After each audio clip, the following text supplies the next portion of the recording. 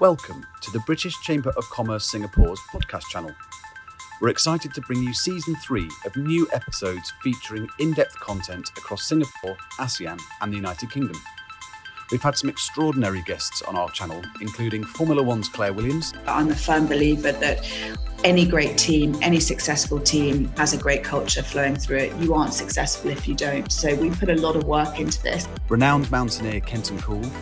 That 2019 there with a client, a big storm came in and literally destroyed Camp 2. And I've got some video footage of Sherpas like trying to hold on to the tent fabric as it blows away. And the Royal Navy's Commodore Steve Morehouse, commander of the UK Carrier Strike Group.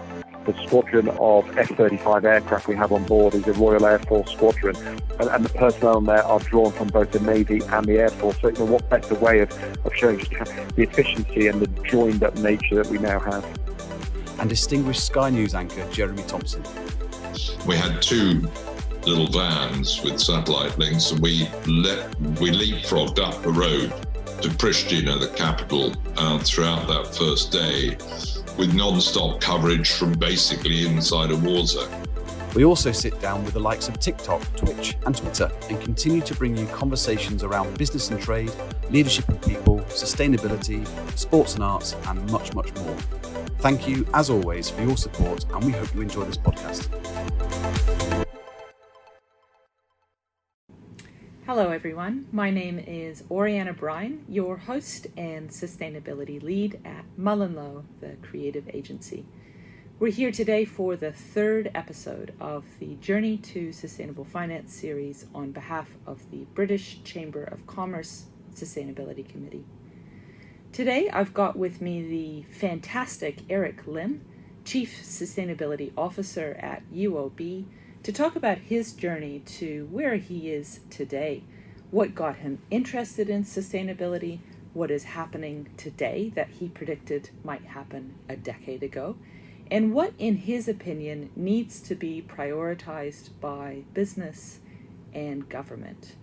Eric's here today because of the unique position he holds as an agent of change within the ASEAN and finance system. So, welcome, Eric. And just quickly, it's a time of positive change for UOB because you've just announced your plans to reach net zero by 2050. Hi, Oriana. Thanks so much for having me here. Very happy to be sharing my thoughts and our work in terms of sustainability, the role of finance, the banking industry, in affecting the change that needs to take place, as well as what it looks like in a developing part of the world like ASEAN. If you take a look at the ecosystem of ASEAN, it's really important to understand that we've got to be able to manage a just transition, right? And as we think about affecting positive impacts along the environmental and social front, as we deliver to decarbonization, it's really important at the same time to realize that that sustainability journey in itself must be sustained. And it's important, therefore, that whatever we do, we're able to continue to support the right kind of economic growth, we're able to continue to produce and support the right kind of jobs, as well as be able to deliver energy access, security at affordable prices. And this is how, I think in this part of the world, we can ensure that the journey has the best possible chance of delivering the right kind of impact at the right kind of pace in a sustained way. Yeah, great words. And so just to start us off, I want to think right back at the start. You've got this really interesting story of what drew you to the world of sustainable finance. And, I'm curious about what was that moment where you really knew that you could use your accountancy background as a lever of change within the bank? Right. Great question, Oriana. And to be honest, I don't think there was a single moment where kind of lightning struck and the light bulb went off. But it was definitely a process that coalesced into a much deeper conviction, right?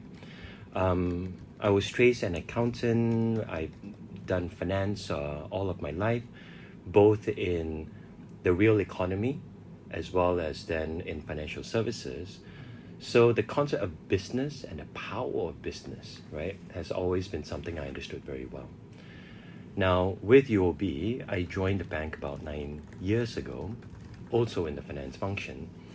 And finally, about 4 to 5 years ago, when sustainability reporting became a requirement for listed companies in Singapore, I was tapped upon to do sustainability reporting.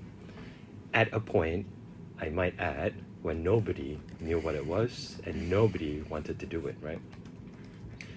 It was very painful in the first couple of years, kind of going through the education, learning process. A bit of it was like pulling teeth. But I think what was really interesting about working on the sustainability report is it gives you this very holistic view and understanding on, first and foremost, what sustainability is in its fullest form, not just environmental, not just social, not just climate, but almost that 17 UN SDGs view of the world, right? And then being able to connect that to what the business does, its positive impacts it can create, the potential negative impacts if we're not thoughtful about the kind of business we do, and then being able to weave that story of how a bank like UOB can contribute to the sustainability journey of its community, economy, and its region. From there, as sustainability became more and more of an imperative, the organization decided that it was really time for us to focus our efforts much more strategically under a CSO, or Chief Sustainability Officer role. So at the beginning of last year, we set up a brand new corporate function within the bank called the Corporate Sustainability Office, which I lead as CSO, and we go directly into the CEO.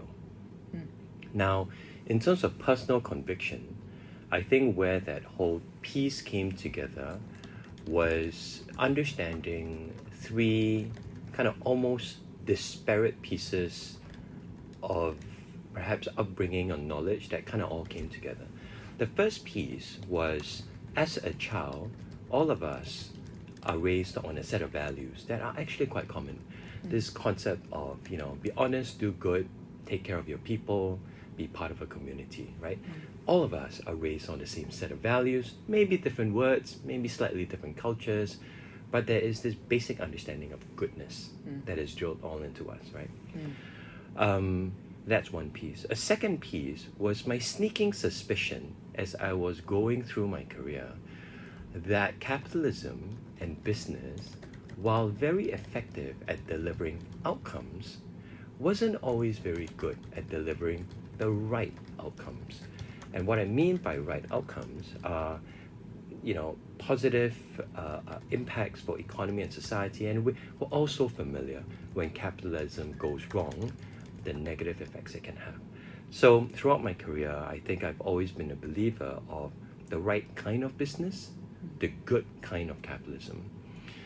And now, with sustainability being so deeply embedded now in the mainstream, with governments, regulators, real economy players, financial services players, all starting to converge around this concept of responsible capitalism, I just feel, at least for me, it's come full circle, right? Personal values as a human being, a deep belief that capitalism should be able to do better, and now the opportunity to actually do it. So I find me, in my CSO role in 2022, to be in the sweet spot of a very exciting journey. Yeah, that's a great story, and I particularly liked actually what you mentioned about sustainability reporting, because I resonate with that. I had a foray from largely environmental science work into sustainable business through a sustainability report, and got this really wonderful and holistic view of the entire company. I was working for a seafood company at the time. The entire company and what they were doing, and it was and that report was actually externally audited as well. So the rigor that comes with a sustainability reporter can come with one of those reports. So I really believe that it is a lever of change. So great to hear that was something that stood out for you. I also wanted to, you mentioned having a just transition, and I know that you're passionate about inequality and social issues in Southeast Asia. So I'm really curious about what you think a bank's role in facilitating this just transition. And for our listeners, a just transition is, ensuring environmental sustainability as well as decent work, social inclusion, and poverty eradication. So, curious about. Absolutely. And I think when we think about the role of a bank or a corporate and its place to be able to support a just transition, it first and foremost needs to go back to its value system, right? So one of the things that we believe deeply in within the bank is our top value is what I consider an old world word. It's being honorable, right? And you don't see the word honorable very much in corporate speak. It's something you find more in personal values, right? But within the organization, we do deeply believe in being honorable, translated into doing the right thing, being right by our employees and colleagues, being right by our customers, being right by our communities and societies. And I think when we think about progressing environmental outcomes positively, having the wisdom and maturity to be able to understand that must absolutely bring the social fabric of these economies and societies along is equally important. Because at the end of the day, if we're able to deliver to environmental outcomes, but we leave societies or economies unable to function, right, for the betterment of social outcomes, then that's not a win, right?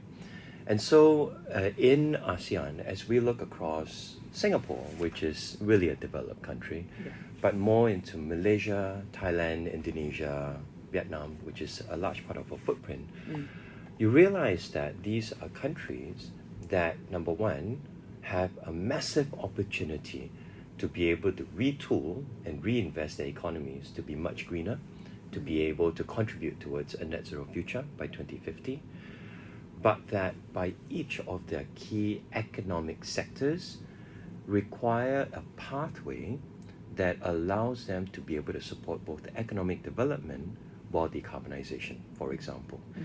And the role of a bank being an allocator of capital and financing, we need to be able to help make that link between real economy players with financial regulators, with national governments, to be able to say this is how best a bank with private capital can support the decarbonization of sustainable outcomes of nations, working with real economy players, but ensuring that those businesses stay commercially viable. Because commercially viable businesses generate employment, employment generates strong social outcomes, and being able to have that holistic view allows us to be able to shape and guide that journey along. Yeah, I really like that point. Businesses must remain commercially viable. That's a really unique point of view. Thinking about sort of our second question, or the middle of what we're talking about here, looking back and then now where you are today, what do you see that's happening in the field of sustainable finance now that you predicted would happen a decade ago? Yeah. So I think if you go back a decade, right, we were coming out from the great financial crisis. Finance had earned a horrible reputation, right, for profit at all cost, at the cost of the real economy, of individual lives, livelihoods, savings, right? And it was very clear to me even back then that finance needed to retool itself to be able to understand the role of finance in creating strong economic and societal outcomes. Yeah. That a financial system that benefited profit at all costs for a small number of financial services players was absolutely not sustainable and absolutely not going to be tolerated, right? So I think the early days of financial regulation post the Great Financial Crisis was very much aimed at reining in, right, the excesses, the bad behaviors, if you want to call it. But that's a very basic way of retooling the financial services industry. I think what we're seeing now is a deeper understanding of the real role of financial services in partnering in a meaningful and aligned way with governments, with the real economy, to be able to generate and deliver real positive impacts. Now, Oriana, I'm not naive. I'm not saying every financial services player is sitting there going, I'm all about purpose and I'm all about positive impact.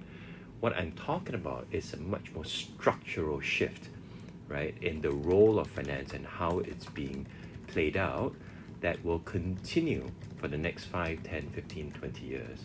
And it's not just financial services that's going through this evolution towards a more responsible form of capitalism. It is the real economy as well, right? And it is also, I think, politicians who will be increasingly held to task by the voting electorate on being able to deliver real value to those societies and nations. So I think when you ask me what I saw 10 years ago, I saw the non-sustainability of the system we had in place there, and the absolute need to be able to evolve and transform. And I think we're seeing that happen now, and it will continue for the next couple of decades. Yeah, when I ask this question, a lot of people go back to, the time of coming out of the Great Financial Crisis, and it's a very interesting time. I think your comment on what you predicted, in seeing that non-sustainability of the system, how do you feel that things have changed in that 10 years? Do you think that more can be changed in the next? Like, I'm curious about the speed of the transition. Sure. Yeah. Let's talk about the speed at which the whole world is delivering sustainable outcomes, right? And I get this question a lot. Folks go, Eric, don't you think we're too slow? Yeah. Right? And I think in reflection, it is important to understand first and foremost that it's not so much that we're too slow today, is that we started too late. Yeah. Right? And if you were to take something like, the beginning of the 1900s, right, when industrialization began at pace and we began to really extract from nature in an unsustainable way, or spewing into the atmosphere CO2 in an unsustainable way. And if you believe that we need to be net zero by 2050, a middle point there was not 2022, right? A middle point between, the 150 years was somewhere in the late 70s, right? 1970s. So we are absolutely starting this journey of transformation and retooling of the global economy way too late. I think the second point we need to understand is the system can only go as fast as it's capable of organizing itself. And the reality is we do not have a global government, not that that would be a great thing as well. We have, in 2022, US and China. We've got Russia and Ukraine. We've got inflation, we've got an energy crisis, we've got all manners of geopolitical complexities that don't allow us as a global community to actually move faster. So it's important to realize that yelling about we need to move faster is interesting. It's not going to change the needle, right? What is actually more important is for each of the ecosystem players to very maturely understand the role they play and therefore need to be pressing on, and for each of the ecosystem players to then lean into each other to engage and support each other on their particular role. So what do I mean by that? If we think about something like net zero by 2050, let's just take that, right? There's a lot of focus on climate action right now. I don't want to pretend for a moment that that is the only sustainability focus we need to have as a global community, but it is the one that we're most organized around right now. So let's use that. In order for us to go from 50 gigatons of greenhouse gases per year in 2022 to zero by 2050, we're talking about the largest industrial revolution known to man, estimated to be anywhere between 100 to 150 trillion dollars worth of investment over the next 28 years. That's massive. It's massive. Right? So the ecosystem of players that need to make it happen are governments with their national development plans that will transform their national sectors of industry towards net zero. Those that need to be translated into the right kind of regulations, which can give policy certainty, that real economy players can then start to invest and transform their businesses towards, and that allows financial services players like us to be able to finance that transformation and transition.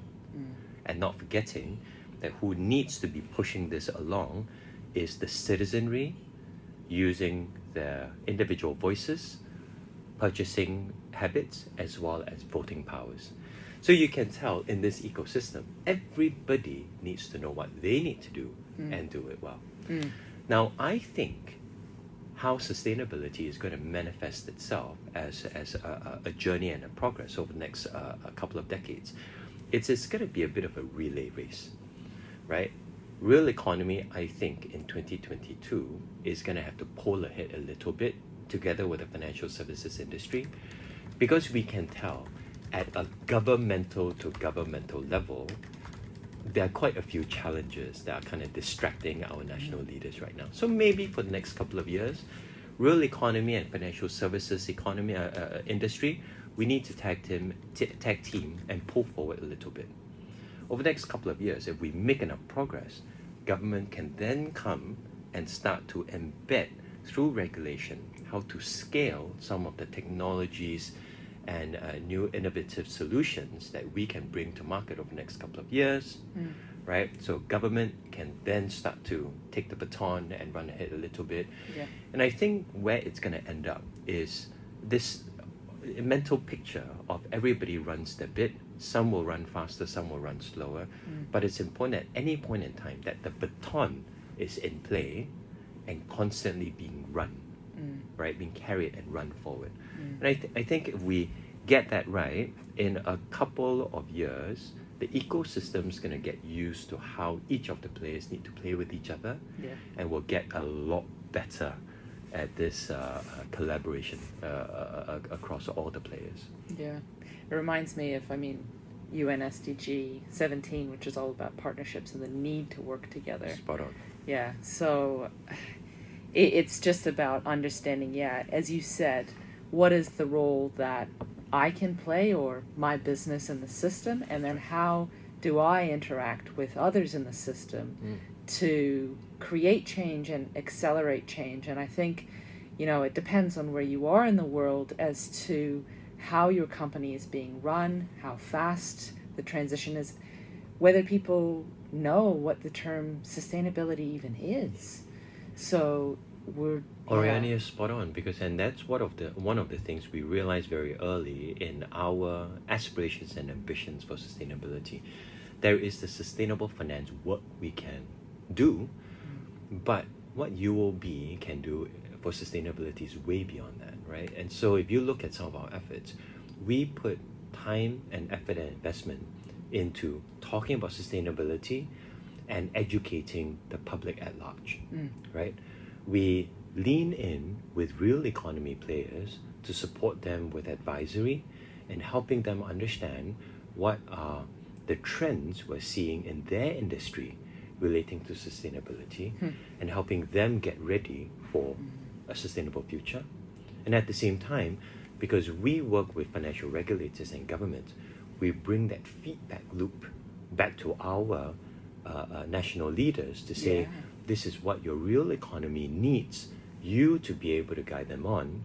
And we play that link between real economy and the regulators. So you're right. If you unlock yourself from the little box of I'm a bank and I do financing and start to see yourself really as an ecosystem player with multiple channels of engagement, communication, and feedback and influence, you start to multiply the kind of positive impact you can have beyond just your core business. Yeah. No, I love that. I love that.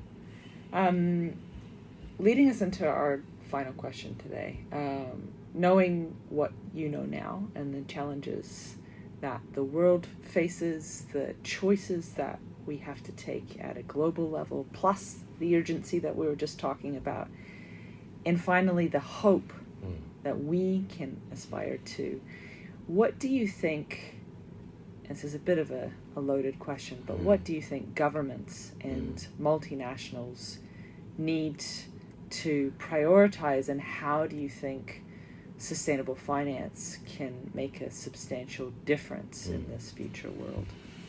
I don't think it's a loaded question at all. I think it's a critical question, and one that I think national leaders and governments are trying their very best to work through. Well, one of the things that I'm very encouraged by is I don't think you will find a single national leader, board member, CEO, or senior manager, right? And I'm going after the decision makers of the world, who's sitting there pretending sustainability is a short-term trend that's going to go away. There is nobody who's sitting out there in the world thinking that, right? They may have very different opinions as to how to go about it, how to prioritize different needs, but nobody's sitting there pretending this is not real, or at least something that they need to be addressing or responding to. So that's great. What national leaders are struggling with, and where real economy players and financial services players like us can support them in, is the how. How do we go about it, right?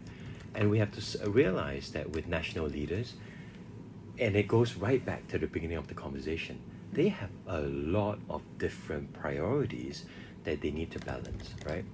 And we suffer from a tragedy of the horizons, right? I think it was perhaps maybe Mark Carney who kind of coined that phrase, where political leaders need to solve for the long-term issue of sustainability, but they need to also address the short-term needs of, number one, taking care of their communities and voting electorates' basic needs today, and the realities of getting re-elected. Because if you're not in power, you're not gonna be able to influence the path of travel, right?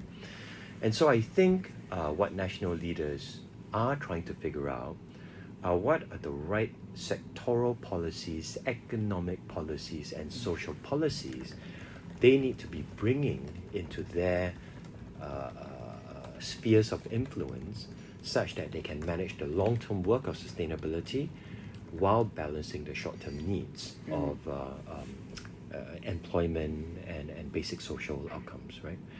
And that's where I think banks and real economy players can do our part. It is not realistic to expect government to solve everything in their own mind sphere of intelligence. There is no individual intellect that's going to be big enough to be able to solve this, right? So the level of strong engagement from real economy to government that says, for example, hey, along the areas of transportation, this is how we can contribute as a real economy player towards the electrification of the transportation grid, right?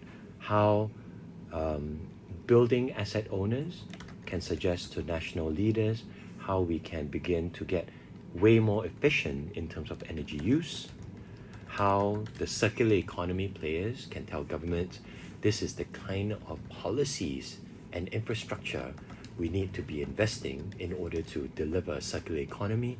I think a lot of those feedback that help the regulators and national leaders go, I see it. And what the real economy needs from me is the right kind of regulation or policies or guidelines, right? I think that collaboration is really important. Financial services, the good news is to finance everything. The bad news is to finance everything. So we can't run away from the wrong outcomes, right? If the companies we finance do not make the transition towards a sustainable future and they begin to fail, we will begin to fail, right? So it's very important for financial services to understand our existential strength, right, is dependent on helping our customers, our economies, and our nations make that transition successfully. And so we play that part, right, in financing that transformation. That's a critical point.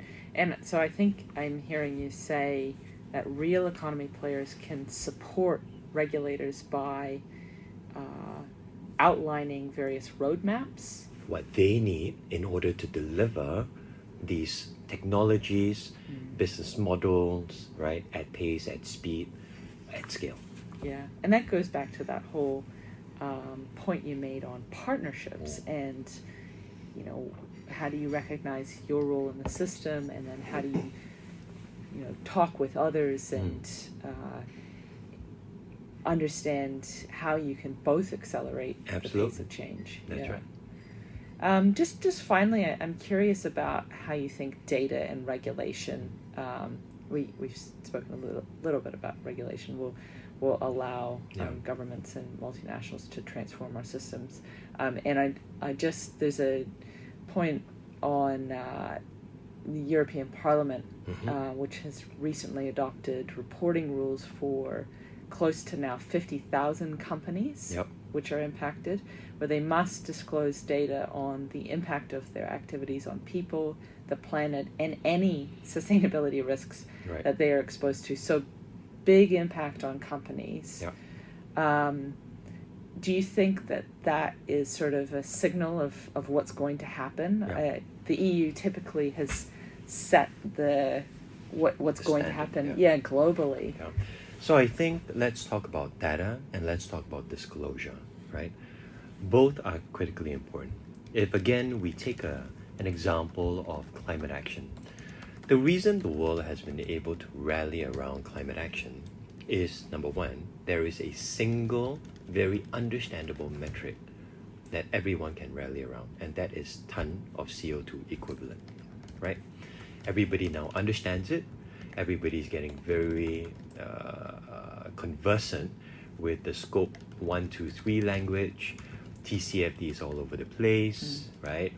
And so you can begin to see where you have disclosure guidelines that people can understand and execute to, and you've got data that folks can rally around to understand, analyze, prioritize, and action upon. Great things can be done, right? So I absolutely support disclosure as well as data as key accelerators for action.